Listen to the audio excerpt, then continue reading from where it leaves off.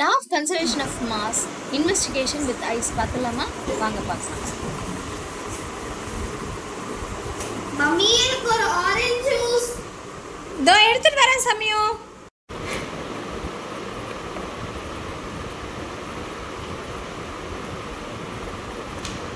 சமியோ சொல்லுமா. ஜூஸ் போட்டுட்டு இருக்கேன், கொஞ்சம் ஐஸ் கியூப்ஸ் எடுத்துட்டு வாயேன். சரி ஓகேம்மா. சமியோ நான் ஐஸ் கியூப்ஸ் என்ன கேட்டேன், நீ என்ன ஐஸ் வாட்டர் கொண்டு வந்திருக்க? மா ஐஸோட மாசம் அது மட்டும் இல்லாம ஐஸ் வாட்டரோட மாசம் ரெண்டுமே ஒண்ணுதாம்மா. ஓ நீ என்ன பேசிட்டு இருக்க, என்ன சொல்ற? ஓ இப்பதான் எனக்கு புரியுது, நீ law of conservation of mass பத்தி. ஆமாம்மா, இதுதான் நானும் சொல்ல வரேன். Oh mass can neither be created nor destroyed. Yes. ஆமா Samyu, matter can neither be created nor destroyed.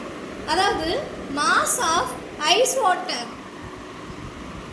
Mass of ice before மெல்டிங்கோ will be equal to the mass of ice water after melting. ஆமாம்மா. ஆமாம், இப்போ இந்த ஐஸுங்கிறது solid ஃபேஸ்லேருந்து liquid ஃபேஸ்க்கு தான் மாறுது. there is a physical change தான். அப்போ number of molecules in H2O will be the same in solid phase when it changes to the liquid phase. அப்போ number of molecules in liquid phaseல சேமாக தான் இருக்கும். ஆமாம்மா, இப்போ எனக்கு இந்த லா ஆஃப் கன்சர்வேஷன் மாஸ் ரொம்ப நல்லாவே புரிஞ்சுது. ஓகே சம்யு.